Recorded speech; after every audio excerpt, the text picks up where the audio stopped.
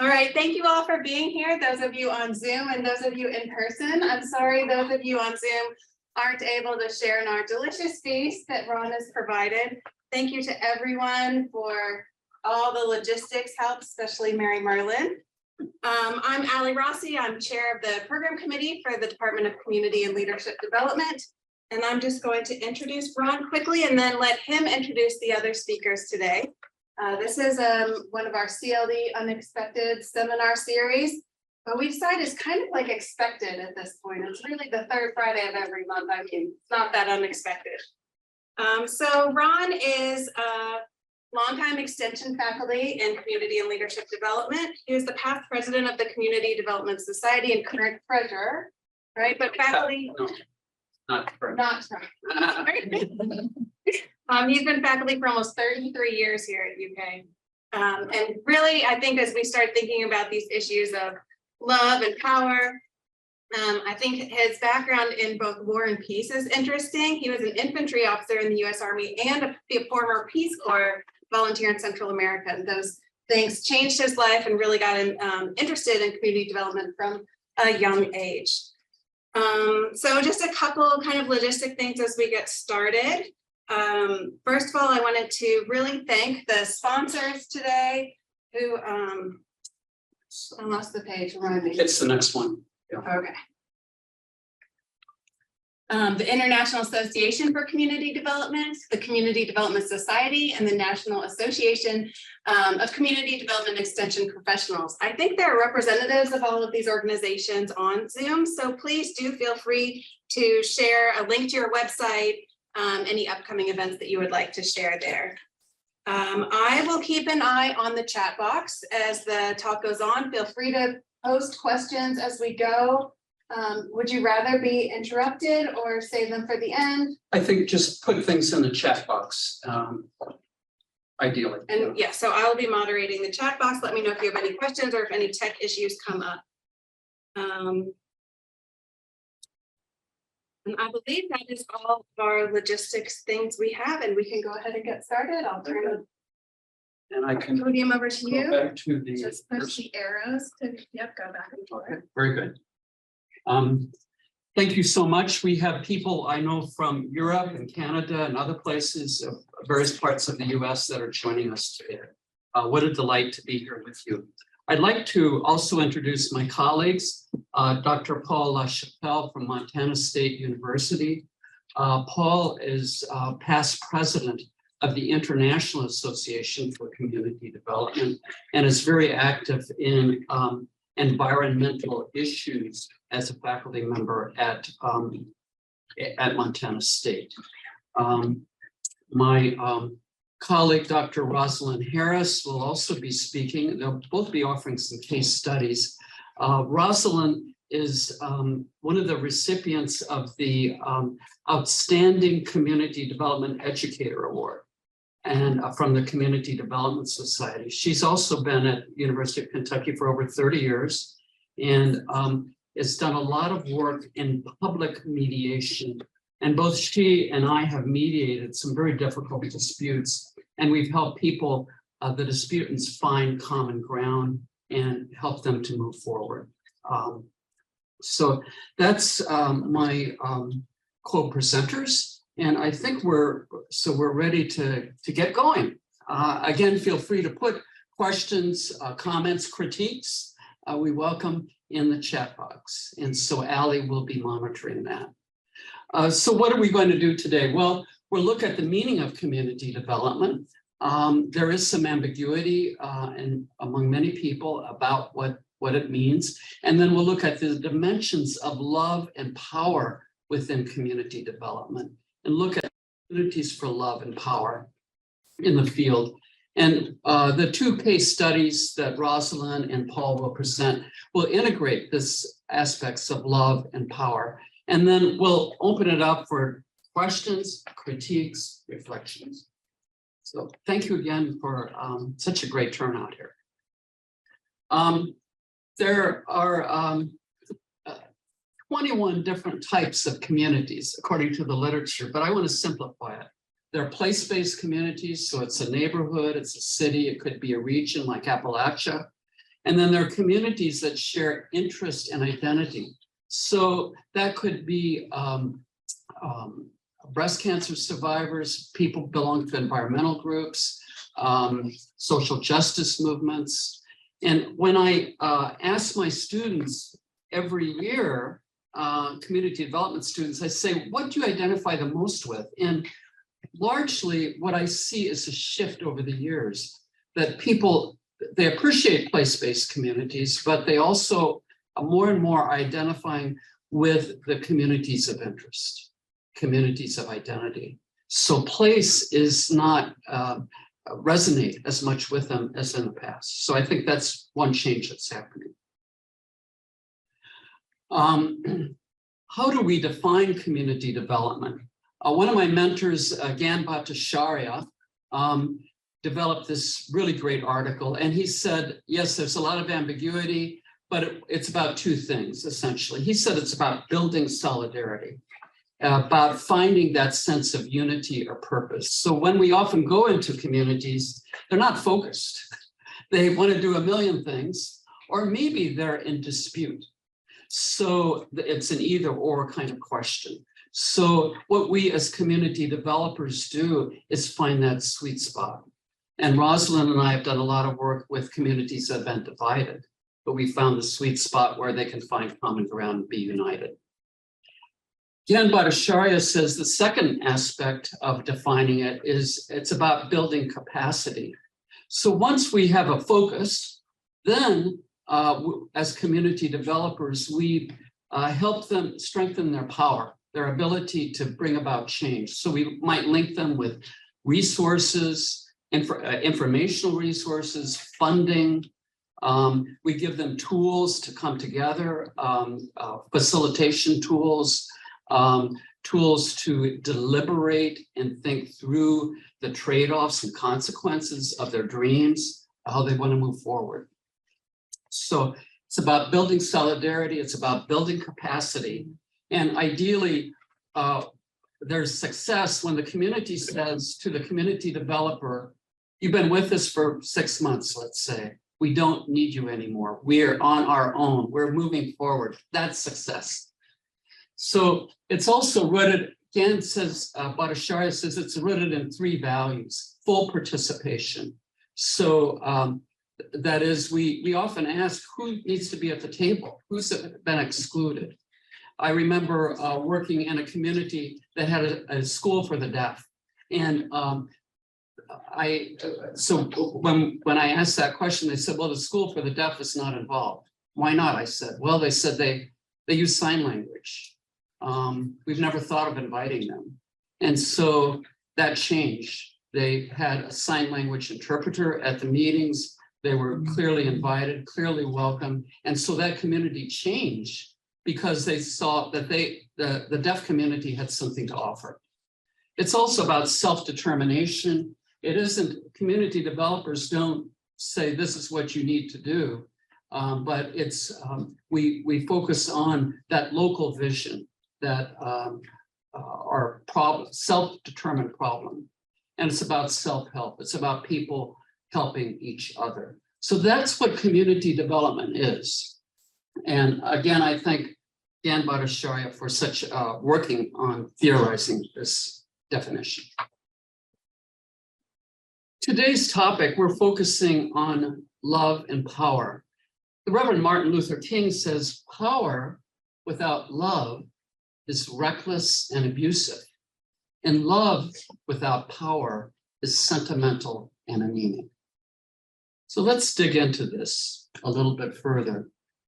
It can be, Elie Wiesel says the opposite of love is not hate, it's indifference.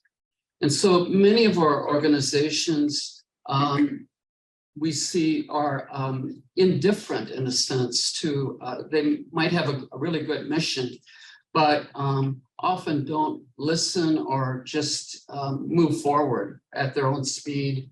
And that can be a real problem in nurturing love in community. Again, feel free to, I'm going through a lot of things pretty fast, but I want discussions. So feel free to put things in the chat box. Allie will keep us posted. One of the, not too many people write about love in the community development field, but one exception is Bell Hooks. Her name is, she spells her name in lower, no caps, lowercase letters.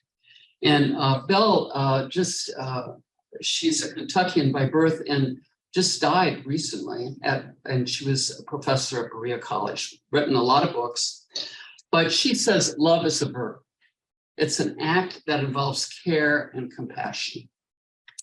She says it also, she argues that it involves collective nonviolent action for social change that brings about justice and equality.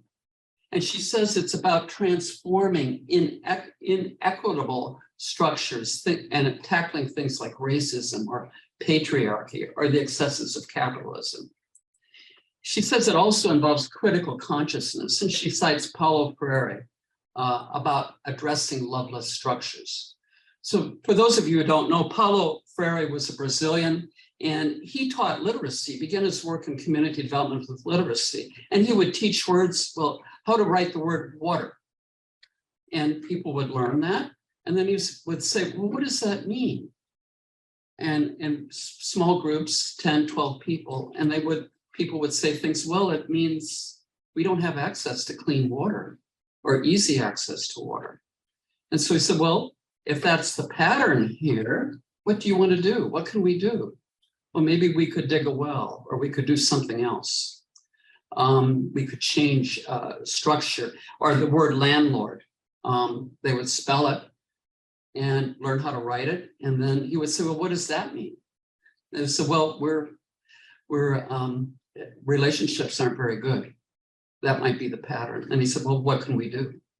So he turned it to them and then helped them address this and create the structures were loved less and create more loving structures. So out of that writing movement, cooperatives, all kinds of change happened. And it was so poignant that at one point he had to leave Brazil.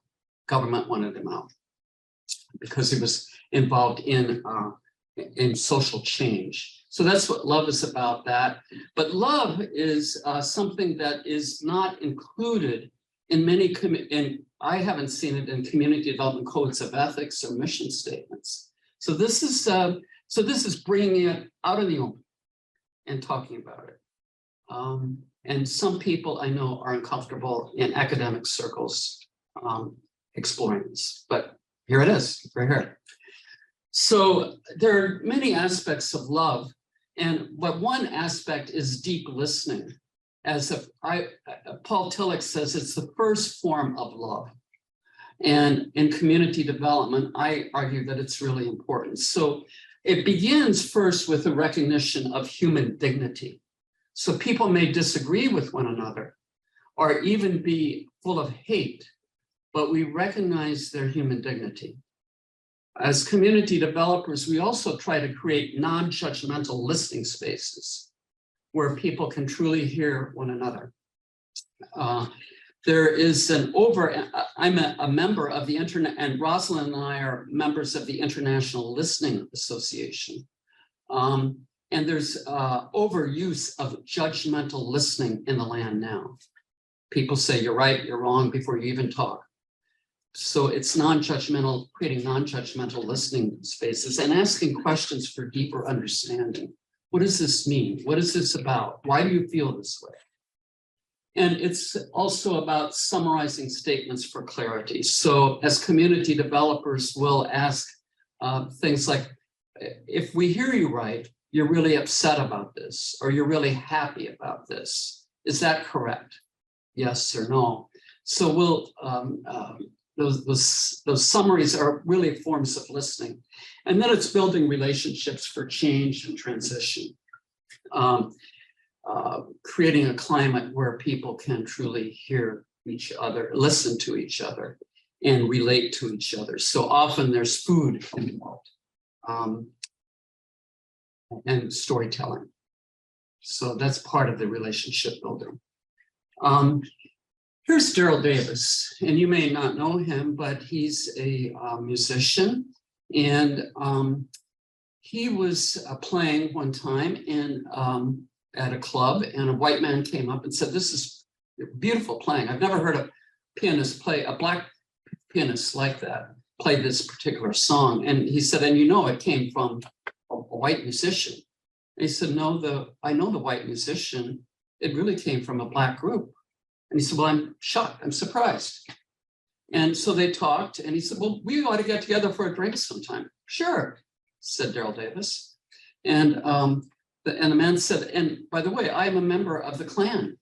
And he thought it was a joke. Daryl thought it was a joke. It wasn't. So Daryl did a little, and so they had a meeting, I don't know, a couple of weeks after this get together in the club. And Daryl started exploring, what is the Klan really about? He did some homework. And so he met with the Klansmen in a safe space, and they just had a friendly talk, drinks, food. And Daryl asked questions like, "Well, what is the meaning of this? White supremacy? I don't understand." And the Klansmen said things like, "Well, it's in the Bible." And Daryl was prepared. He said, "Well, I happen to have a Bible here. Where is it?" He didn't know or couldn't find it. But he asked really tough questions. What is the meaning? What is this about?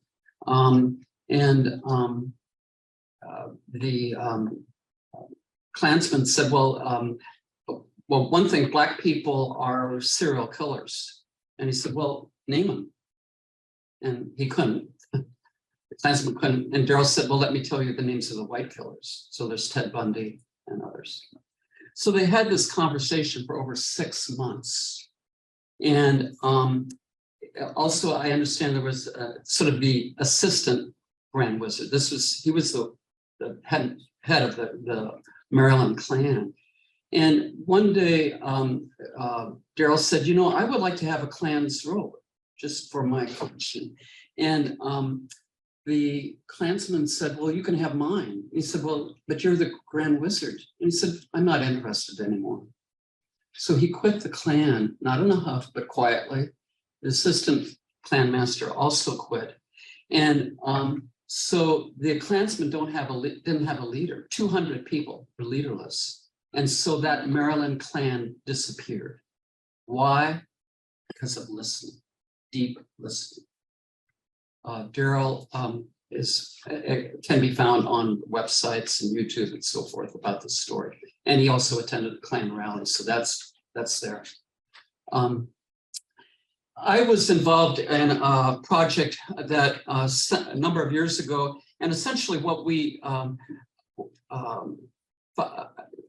environmentalists and coal firm owners were at odds. They weren't speaking to one another, and they demonized and humiliated each other.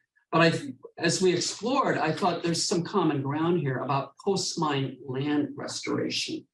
So the land is bulldozed, and when it's finished mining, it looks like something from the moon, just barren. And so what are we going to do? It's supposed to be restored back to its at the time its original contour. But what I was hearing in the land in Appalachia was we need some more flat land. And we need to look at different ways for using this abandoned land. So we brought together coal firm owners and environmentalists. We have tools for people to truly hear each other in community development. We have structure.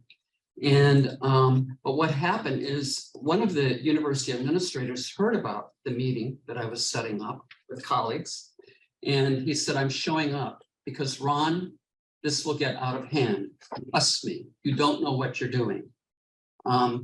But again, we had great ground rules and structure, and people truly spoke, and they liked it so much that and it recognized the dignity of everybody. So they talked and wanted another meeting, and then another meeting, and another. So they met for over 6 months. And out of that, they stopped demonizing each other and truly saw each other as human beings. I remember a coal firm owner, people were shocked that he was an active member of the Sierra Club, or that there were environmentalists that had family members in mining.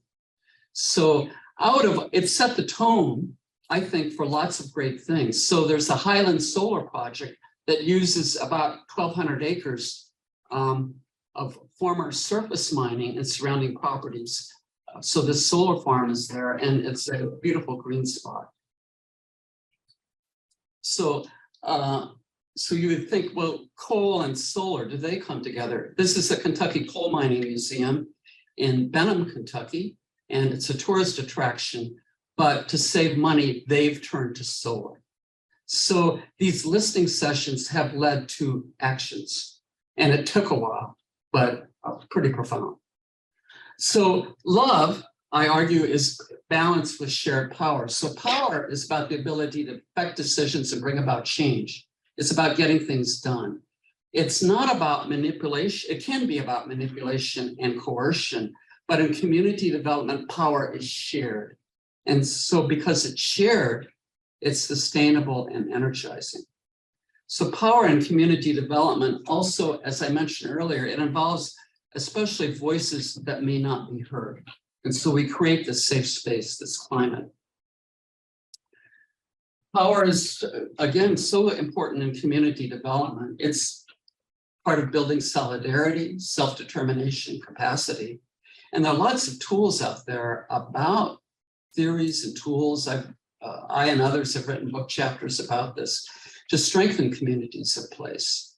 Now, community development power can also be balanced, these forces of dominant power, coercion, inertia. And we'll explore that in some of the case studies. Community development influences culture and behavior. Let's maybe turn away from individual communities, but look at signs of power of community development in North America. We do know that over 100 university degree and certification programs have been created in the past 15 years.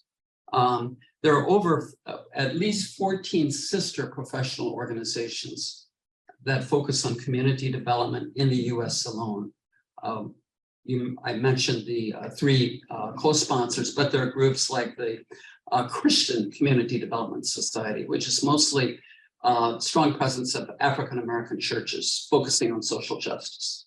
Society for Community Research and Action, which is about mostly community psychologists, but they focus again on the themes of solidarity and capacity building. There's also more funding out there for solidarity and capacity building, and more publications, more digital information about community development from many sources. So the field is growing, but the power of the field is fragmented. We have these 100 degree programs or certification programs, but there isn't a core standard for curricula or even accreditation. So in universities, accreditation is what really matters. So these 100 university groups in a way are alone, are disconnected. There are, of the 14 professional societies, from my observation, 11 are not even connected with each other. They don't communicate.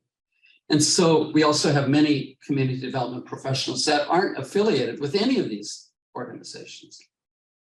So if we want to build power to increase the impact of community development, I want to argue that we need to build bridges among these degree and certification programs and truly listen to each other.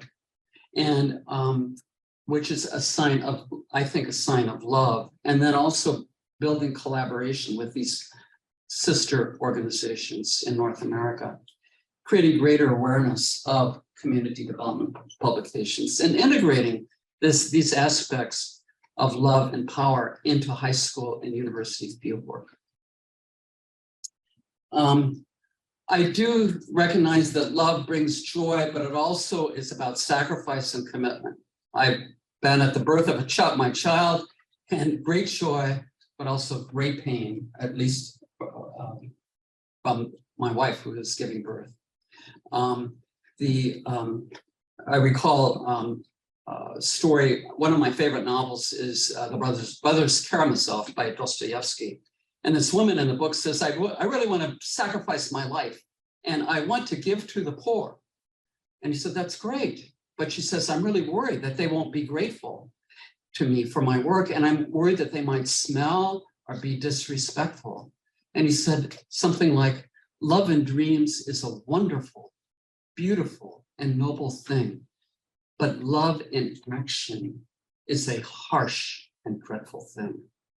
So maybe that's hyperbole, is probably hyperbole, but love does involve sacrifice. So I think we need to integrate aspects of listening into public disagreements and conflict about power dimensions. So it's active listening. A group of our students, Rosalind and I have co-taught 2 listening courses, graduate courses, and they went to a city public hearing. It was called open listening, and people had 2 or 3 minutes to talk one by one, and they stood in line, but the elected leaders were on their cell phones and their body language indicated that they weren't listening. So we need to really look at this. And also in conflict, people say you're right, or you're wrong, you're right. And so in our work in public conflict, Rosalind will talk about this, we create a space for safe listening to truly hear each other. I do think we need to have dialogue and deeper listening about among these community development professional societies and universities. I also want to challenge those of us on the line here to really look at Bell Hook's book, All About Love and its meaning for our field. And to stimulate, I'd like to see more publications about the integration of listening and these dimensions of love and power in community development. Again, power without love is reckless and abusive, and love without power is sentimental and anemic. So thank you for listening. And I hope this will be the beginning of a deeper dialogue about the integration of love and community development. So I'd like to turn it over to, is it Rosalind? Are you next? Yes.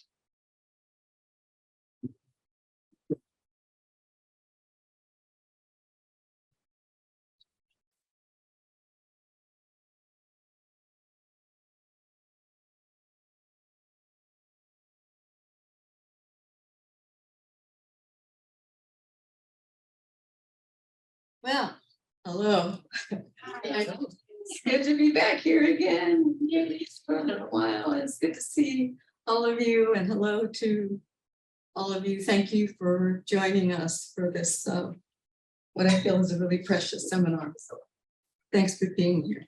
And Allie, I'd like to thank you and the program committee for inviting us to organize this, this seminar today. So thank you very much. And Ron, my dear friend and colleague, I'd just like to thank you for the way you always mindfully bring us back to the poetics of community, that we take a deeper dive, that we really, open our hearts to deeper understandings of our work through doing this. So thank you. And Paul, thank you for joining us in this endeavor. So we want to move as quickly as possible to get to the really juicy part of this, which is the discussion with everyone. So I have been asked to share a brief story about my experience with love and power and community development. I'm not good at brief, but I will do my best. So I just warn you if I kind of gallop through this a little bit, and also it seems more canned than I'd like it to be. It's just because I'm just trying to rein myself in and stay on point. So here I go. Ross, do you want to stop sharing slides? Yeah, I don't have any slides to. Do you want to put, if you just click stop share, then the whole screen will. Through this computer? Yeah. No, My computer. No, the one on. there's a underneath. mouse underneath. Yes. Don't you think that would be nice? Or to have the full screen. That's good. Is she on camera now? Yes. Mine wasn't on camera? He was, but just in that small box. Most of the screen was his slides. Oh, okay. Okay, so I'll just start off to the races. During my time here in community and leadership development, I had the great good fortune of facilitating the graduate seminar on community engagement. And this is a burgeoning field in academia. And community university engagement, a subfield within it, is also a burgeoning field. So I invite those of you who might be interested in this to look into this field. So for about 5 years, along with students, I was embedded with a community-based organization that was focused on employing a cooperative economics model to address the food insecurity challenges in communities here in Lexington by helping neighbors across income brackets to pool resources and to plan and forecast with farmers about what their fresh food needs were. And these were usually limited resource farmers. And so they came together. What was nice about this is it was a win-win situation, pooling resources, sliding fee scale. People could purchase a nice basket of fresh produce for really not much, really a little bit of money. And the farmers, because they this model required people paying up front, farmers got paid on delivery. So there were these bi-weekly pop-up markets at one time at 3 locations, 3 communities here in Lexington. And so it was sweet and not so sweet in some ways. So here goes my challenge with being brief, because I'd like to jump into talking about this journey that it took with this, with these markets, because there are so many stories, Academy Award-winning stories that I could tell out of this about love and power. Paul Tillich talks about the generative, creative sides to both love and power, and the degenerative, destructive sides to both. And there are just so many stories that both of these.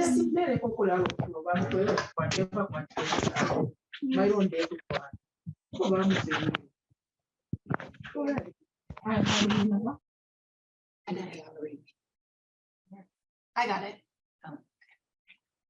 Thank you.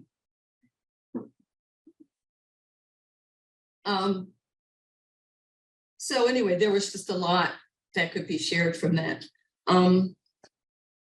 Anyway, the story that I want to share with you this afternoon is a story that touches my heart very deeply. One semester, the students and I embedded with a youth restorative justice program here in Lexington.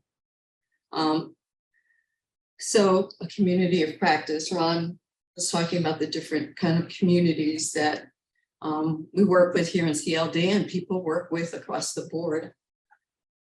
I know many of you are familiar with what restorative justice is, but just in case, I just want to say a little bit about it. Our status quo criminal justice system focuses on what is called retributive justice. In this instance, the person who is seen to have caused harm to an individual or to a community is immediately pulled into a system where she or he is made to account to the criminal justice system itself without any real connection to the person or to the community where the harm is alleged to have taken place. There is no human to human connection in this paradigm.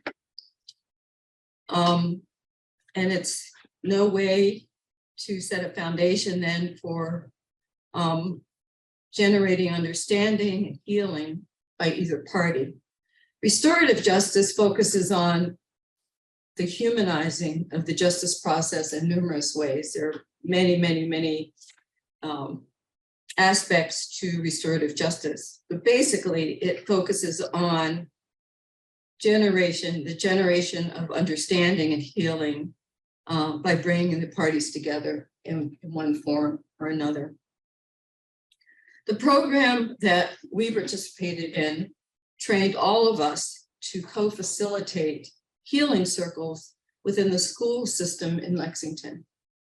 This was basically a diversion program put in place to work with students in both high schools and middle schools who through infractions might have been sent ultimately to youth detention programs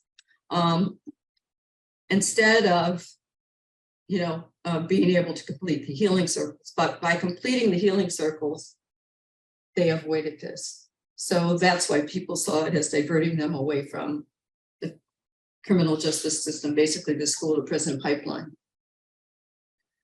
This practice of storytelling healing circles really comes out of Indigenous healing traditions and was brought to the notice of court systems in Canada originally, and has taken hold there in a number of very creative ways, some centered solely within the communities within Canada, and some tendentially connected to the criminal justice system, and some well integrated into the criminal justice system. The United States has been pretty slow to embrace restorative justice, but that's happening more and more now. The training that we went through focused on helping us to show up in the spaces where these students were authentically, so that we were able to cultivate spaces that were safe. We're also able to cultivate spaces of trust with them. We focused on listening deeply, what Ron has centered in the framework that he laid out. That was really core to the work that we did, responding thoughtfully. And we usually would use a talking piece like this, a dream catcher, so that when someone was talking, and we would set guidelines, such as when someone is talking, please don't talk, or please don't talk over them. We take a few minutes in between talking, just a few seconds, to just let what the person has said sink in a little bit. So centering listening was really, really important. And so we started our work. We were all assigned to different schools, and we were assigned to work with co-facilitators. This was considered a very holistic way of doing this work, because you had two people who were able to kind of really hold that space. And in working together, debriefing and talking through what had taken place during a particular session, maybe think about, ways of doing things a little bit differently. So it really gave people a chance to think things through, and while debriefing with each other.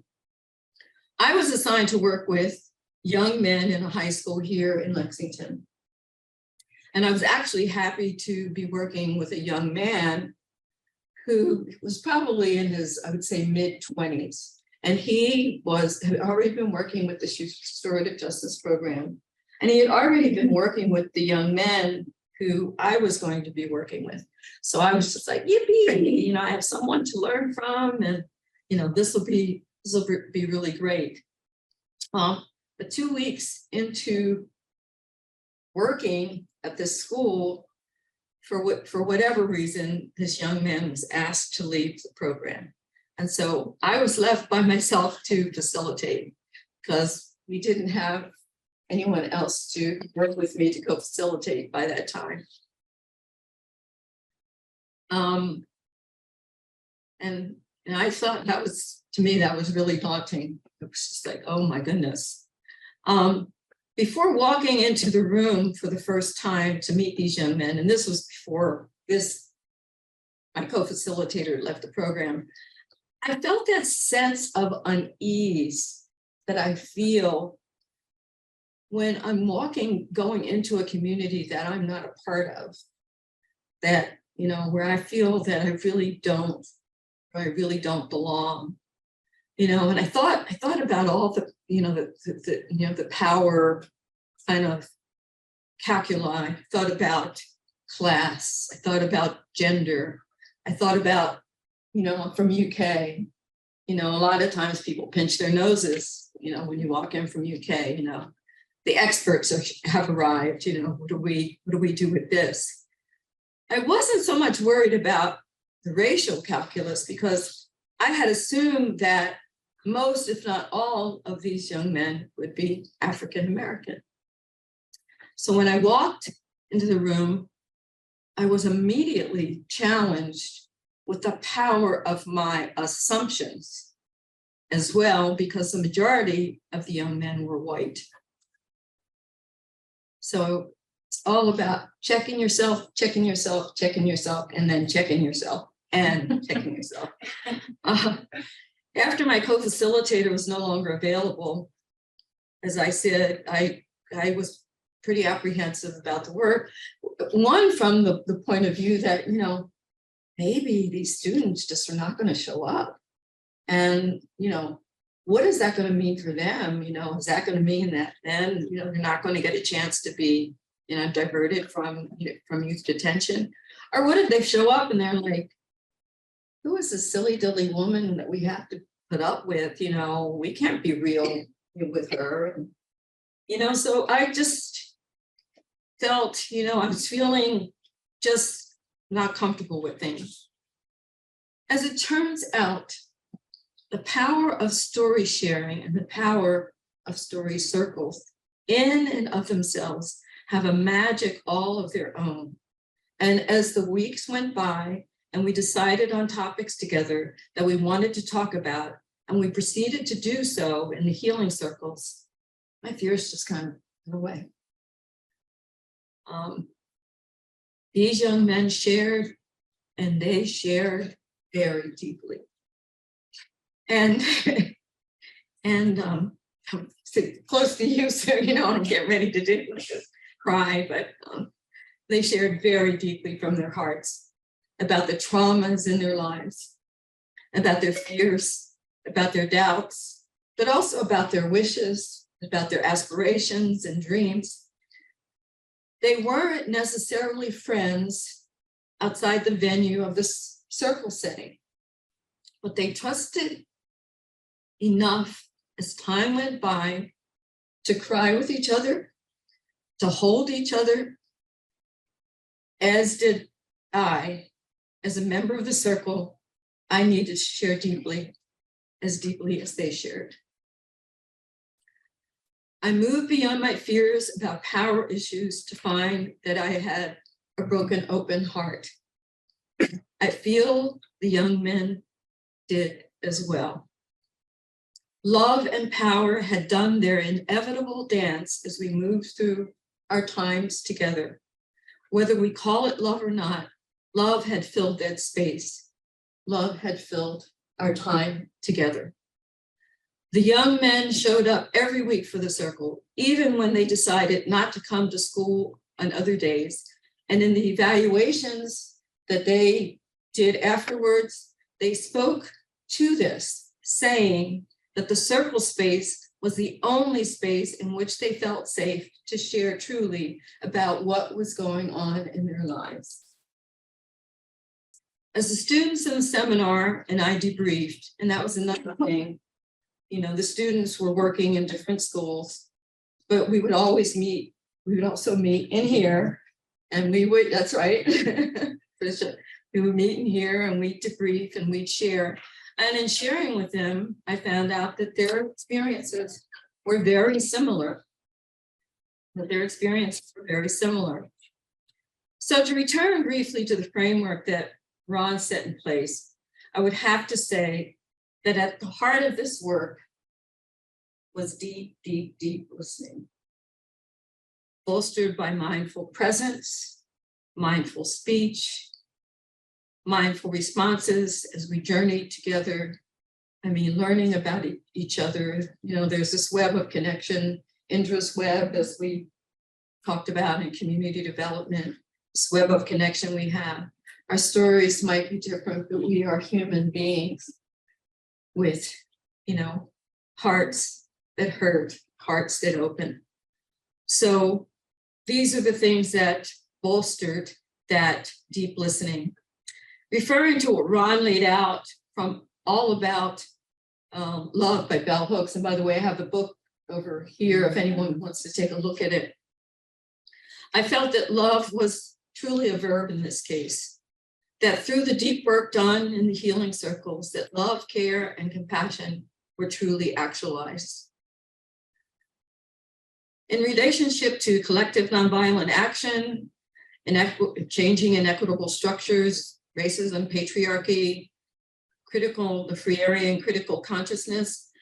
What I can say about that is that I also believe in transformative processes that you may not see, and this is for the young men at the high school, you may not see them talking about these things at this moment or recognizing these things as being important in their life. They were doing something really, really important, taking those layers of trauma and hardness. You know, the Quakers say there's the light of that within us. Christians say there's Christ consciousness. Buddhists say there's Buddha, Buddha nature or basic goodness. But a lot of these get covered over in all of us through the traumas that just shut us down, through the culture of overpower that we all live with and that we are particularly living with during this time. So I would say I believe that the seeds were planted in them for all of that once they were opening their hearts. And I feel that that was a really big first step for them. Certainly the free Aryan work, which is really central in the work that I do in engagement, was part of what we talked about when I got together with the students in the seminar. Love is fundamental for lasting social change. This is again from Ron's framework. Absolutely. Is it excluded from certain spaces? Absolutely. I am so, this is almost like delicious to be able to have a conversation in this space in academia. And it's happening more and more. I mean, Ron and I have presented in Ireland and Scotland and spaces where there are academics and practitioners, community-based people doing all kinds of things. We were asked to do a session on soul and community.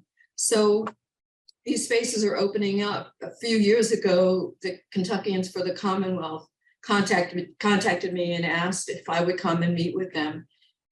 And basically, what their basic message was, a lot of us are in the closet about wanting to talk about soul, about wanting to talk about love, about wanting to talk about spirit in our social justice work. We feel that our peers will make fun of us or not take us seriously.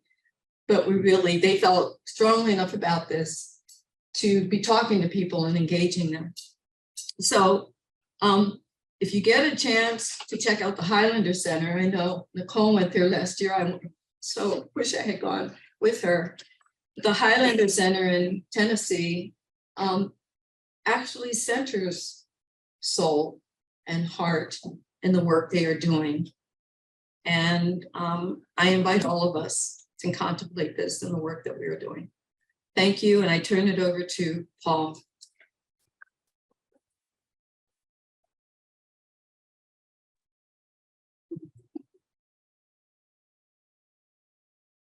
All right.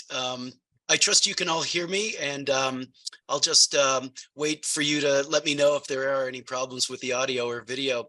It is a pleasure, of course, to be here with you all. I wish I could be there in person, but I want to start by thanking Ron, of course, for the invitation to participate in tackling such an important and complex issue. Ron, you have been a mentor to me and to so many others, but more importantly, you've been a leader in our discipline and in our field.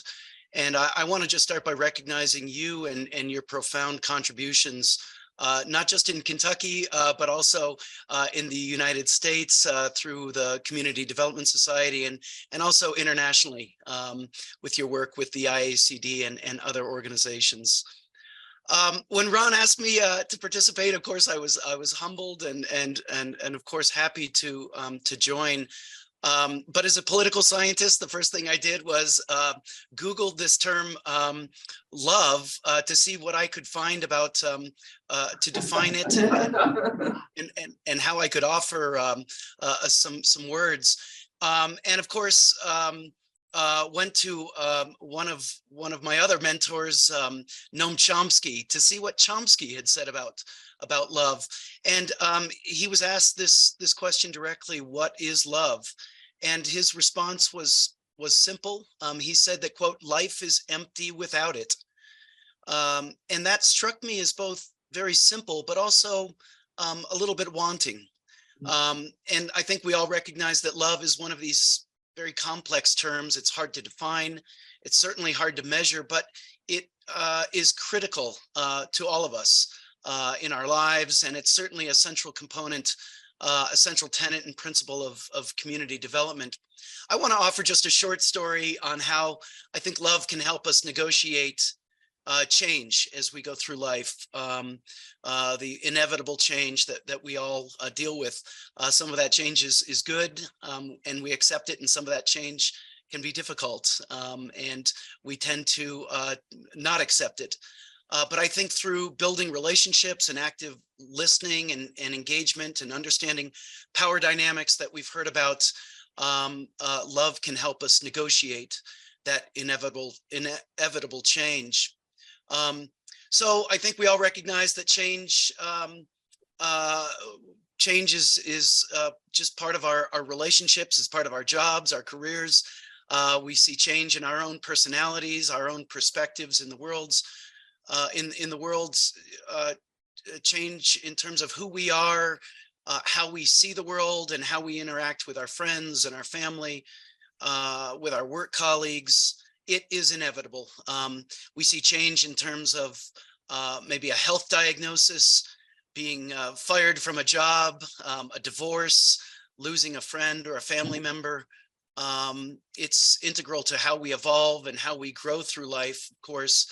And again, we can choose to accept or not accept these changes, because many times these changes can be painful. But I think the lesson I'd like to offer is that change, that love can help that change be less painful and less anxious. And I think through love, we can better understand and embrace change. And also when we listen, when we communicate, when we understand power dynamics, and when we work together, we can shift the hardships from change into a sense of wonder and hopefully a sense of love and connection when we are together, when we work together.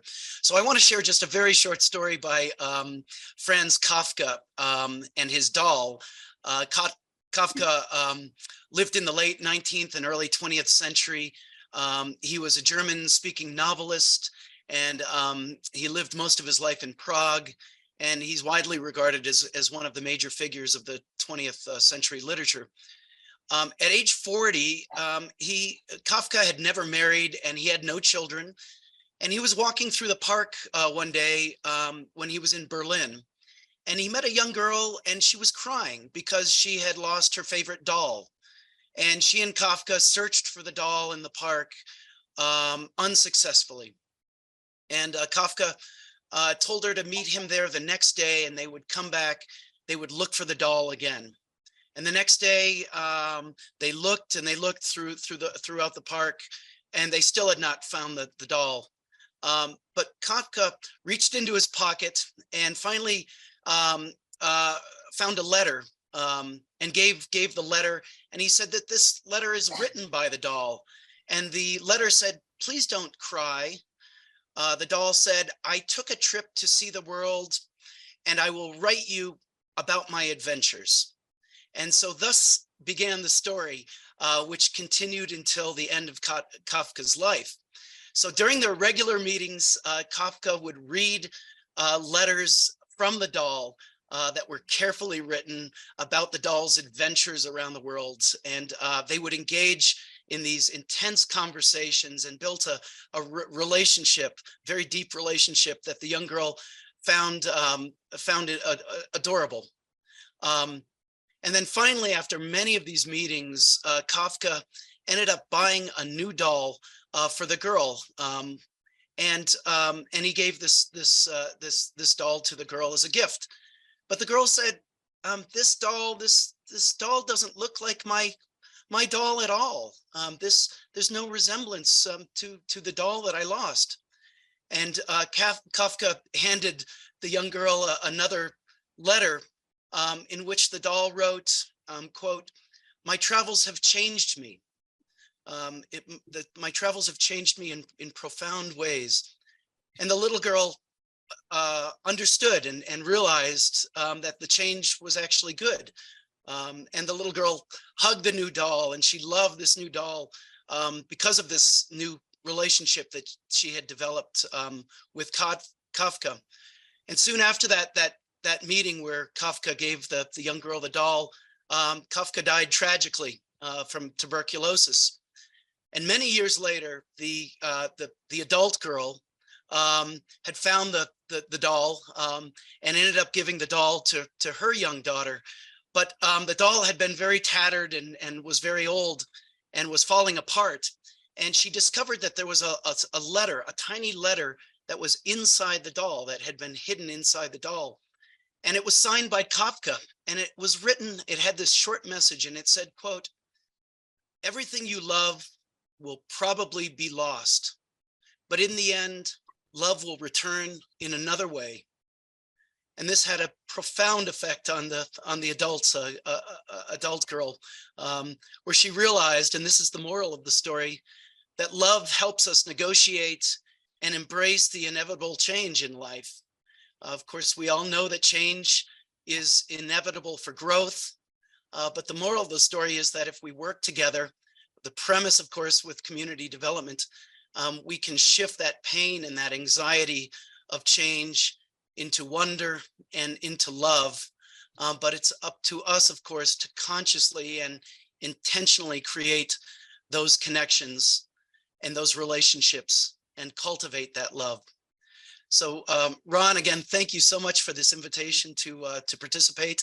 And I guess with that, we'll conclude our formal presentation, and I'll turn it over to you to facilitate the questions. Thank you.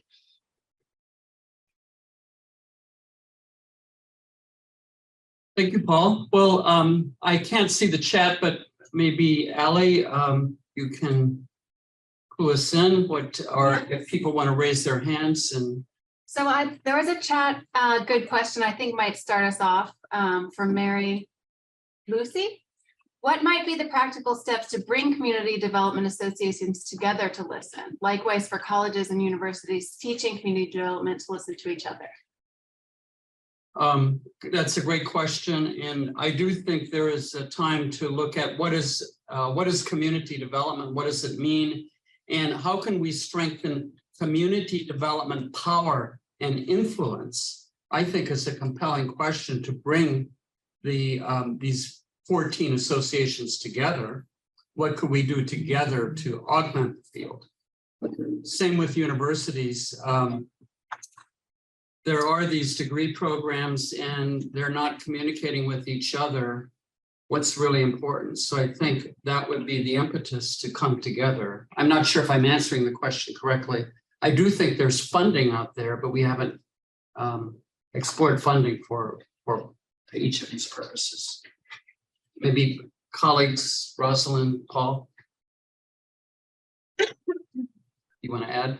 I'll just offer briefly. I think encouragingly, there's not competition between these the organizations that you've mentioned, and there really seems to be an understanding that we're better together, that working together kind of lifts all, the rising tide lifts all the boats. And and I think that's a hopeful sign that we don't compete, that we do try to pool our collective resources and work together.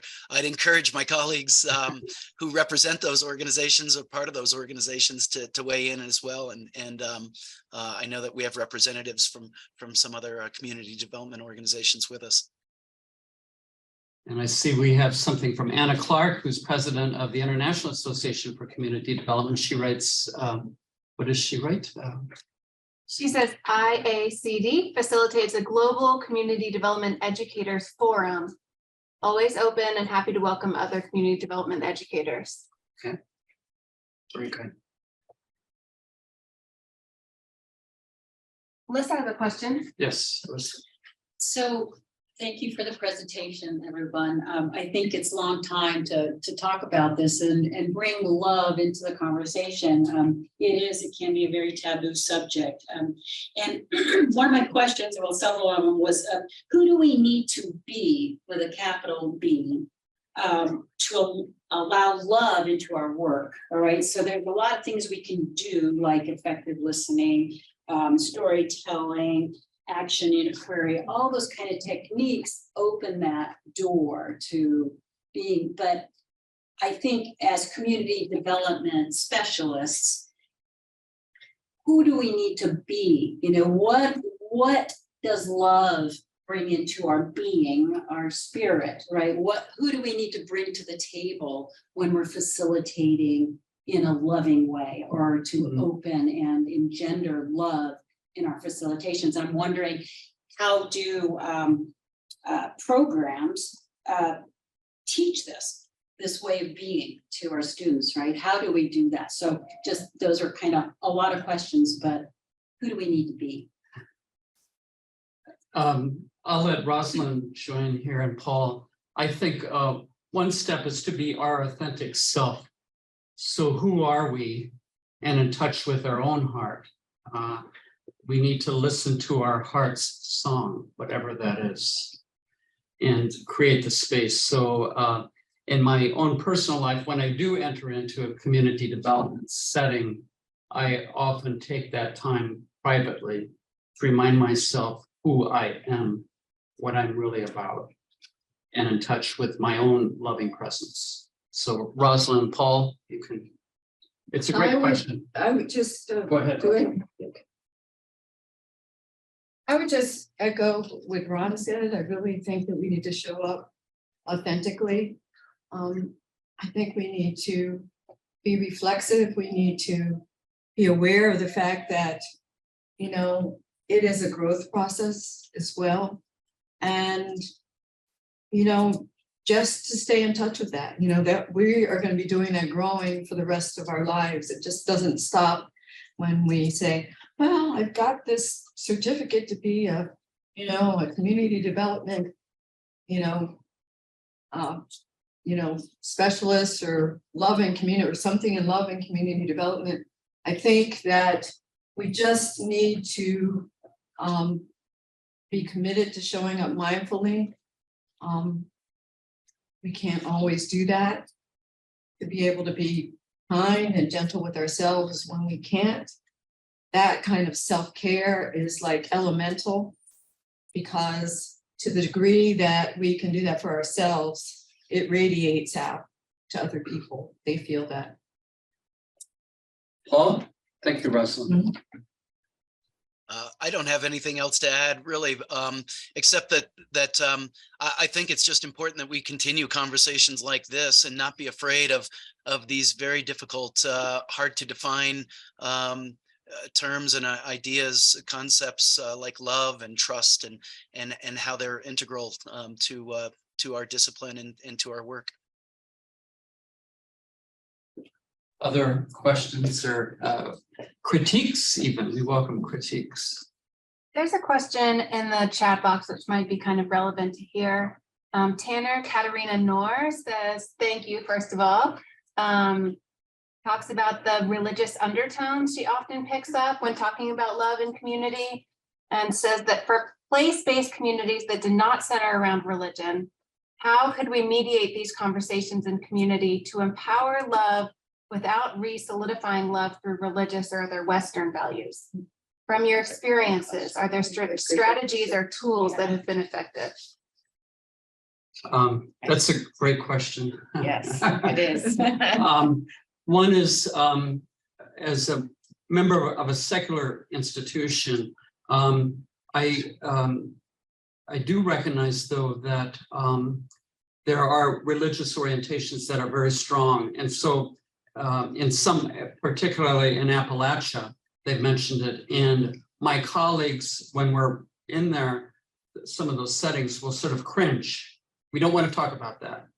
So I do think we need to recognize that people value some of these religious structures, but also include others. And I asked that question. Yes, 90% of the people here are Baptist, but what about the others? How can we make them feel welcome?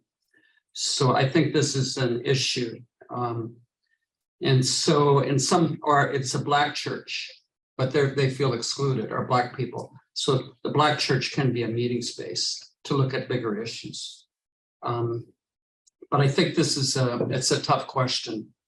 But some of us, like I say, from secular institutions, I have colleagues that almost get embarrassed when people go on in the community about their religious beliefs. And often it's about love and caring. But I think we have to accept it. Is she asking how we talk about this in non-religious ways? Is that I think that's what she said, kind of saying the opposite of what Oh, okay. Ron was referring, but maybe she can clarify for herself too. If Okay. you'd like to unmute, we also have another hand raised, but did you want to go ahead? Russell. People can. People can hear and see you no matter where you are. Okay. Oh, they can, okay. So I would just say that pretty much what we were saying before. I mean, I think people respond to caring people. And people who are doing this kind of work on themselves show up usually empathically. And a lot of times just showing up with, like, I mean, I do belong to a spiritual community.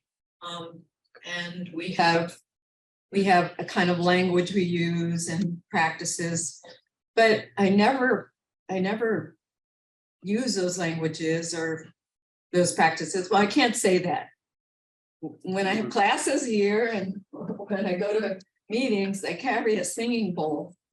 And I usually just start out by saying, I know we're all weary. We've all come in from such hectic life, which I'm pretty sure is absolutely true for everyone who is in the room at the time. And I just said, let's just take a few minutes just to settle in and just be in our bodies, you know, pay attention to our breathing so that we're just present in this space.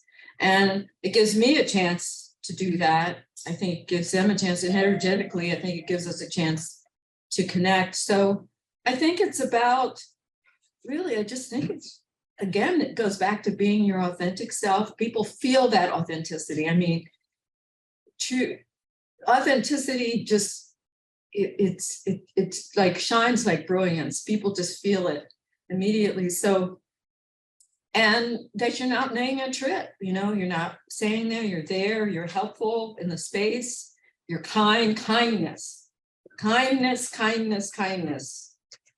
I mean, that in itself is a deep practice. And so to show up authentically, to be kind, to be gentle, then you know, people get a kind of message, and you don't have to worry about, you know, the language thing. That's been my experience anyway. And these are universal values that really touch people's hearts. I do want to maybe just one quick comment about, I was involved with a public mediation about the principal of the school said, our school is so diverse, we're canceling our traditional Christmas concert.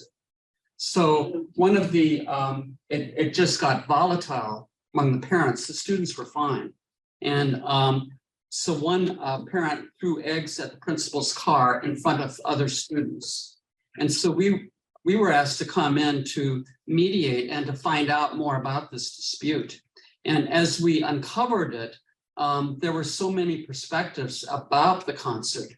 A Jewish woman said, I really enjoy it, even though it's not Jewish, but it's very beautiful, like walking to a beautiful cathedral. A devout Catholic said, I don't like it. I avoid strict, I believe in strict separation of church and state. So we had all these different perspectives, but at the end of the day, we created a climate for understanding, for hospitality. There was food, which is really important, and to hear the stories. So food is a kind of a leveling mechanism, but we heard the stories. At the end of the day, it took 6 months, but essentially the parents said, we want to respect religion, but also the secular values, because people loved Frosty the Snowman, Rudolph the Red-Nosed Reindeer. And so they agreed is that we respect the diversity of religious perspectives at the school and secular, and there will be a concert to reflect all of that. And I remember a Muslim woman turned to this man and she said, look, my daughter will sing Silent Night, but if the next song is Muslim, will your daughter sing it? And he said, yes, we had a deal. So it's about respect, which is also part of, I think, these religious traditions, which it can be forgotten. We have a hand up online. Anna Clark, do you want to unmute and say a question out loud? Thank you, and good afternoon. I think it probably is with you. It's a little bit later here with me. I was busy trying to put it all into the chat because I'm going to have to leave shortly. But thank you very much for the opportunity to be here, and just to say a couple of words on behalf of IACD, if I may. Ron, your collective presentations this afternoon have reminded me very much of an input I heard a number of years ago from Professor Alethea Melling, who heads up the Centre for Volunteering and Community Leadership at the University of Central Lancashire in England. She gave a very powerful speech at a conference on the theme of love and courage, drawing on a quote from Paulo Freire, which was, or is, education is an act of love and thus an act of courage. And I think from a community development point of view, probably, and speaking personally as a practitioner, that really moved me, and I was minded again of that today with these inputs, that love engenders courage, because it's probably one of the most powerful emotions that we can experience. And I do think that in our discussions around community development, it's important also for us to remind ourselves that sometimes we need a very strong emotion to collectively galvanize us into mobilization for change, which is an underpinning outcome of what a lot of community development is about. A couple of other things that I just wanted to flag up that were highlighted earlier.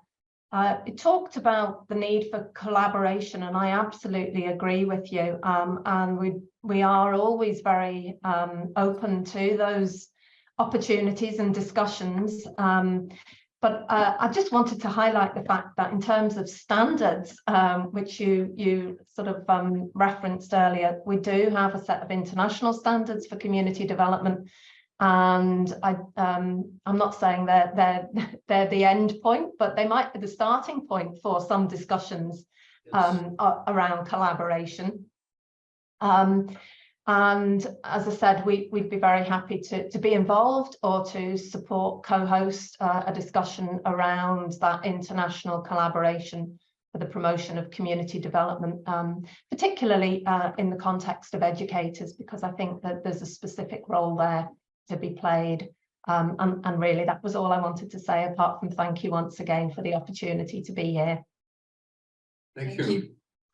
And so if I hear you correctly too, you would like a follow-up maybe to explore this deeper in the international standards of the International Association for Community Development, integrating this and going a little bit deeper. Yes, absolutely. And in whatever form that might take, maybe, you know, a smaller group discussion to think about a follow-up event, or you know, any suggestions, I think. But the point about collaboration, I think, is really important from an international perspective. That is valuable, and we have a lot to learn from each other across regions and across nations.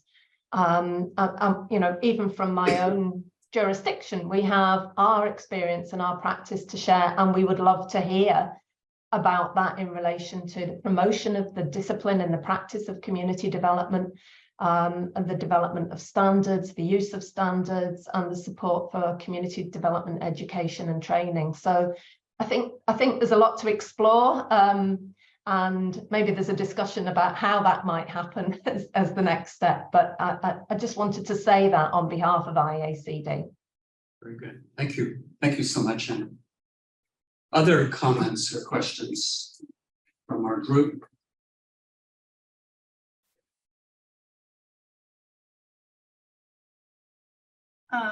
From the chat box, Rick Orton wondered, in your remarks, you suggested that love can be brought into community development work through primarily engagement with one another and discussion with one another.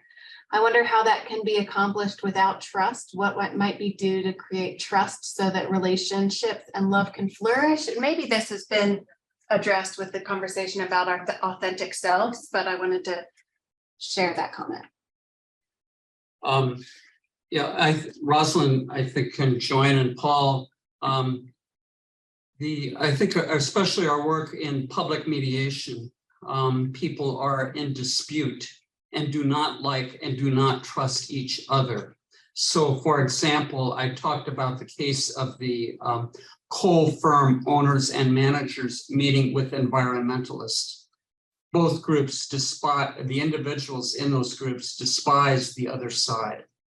But trust was gradually created, one with food,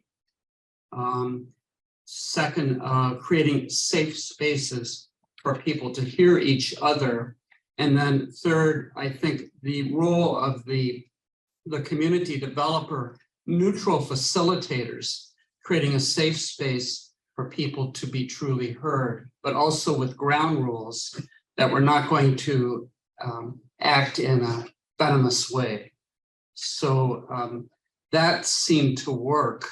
And then storytelling, only one person speaks at a time. I think there's a lot of creating a climate where there's less judgmental listening. Again, this is a form of listening that's overused. So there's a significant portion of Americans that feel they do not have anyone who will listen to them. It seems to be growing every year. So, for example, there is a movement in mostly on the West Coast of the United States called the Urban Confessional. And people hold up signs in parks the third Wednesday of every month or whatever. And the sign says free listening. And Rosalind and I were part of that, in touch with that group. And I actually held up a sign in an urban area, free listening. And people came up and just said, I really need to talk about something. There was no judgment. We did ask questions. What does it mean? Help me understand. I'm puzzled. But that listening helped create clarity on the speaker's perspective, and also was validating. So if people are heard, I think that could create climate for trust. I don't know if I'm answering it well, but Rosalind, how about you? I think that was great. Paul?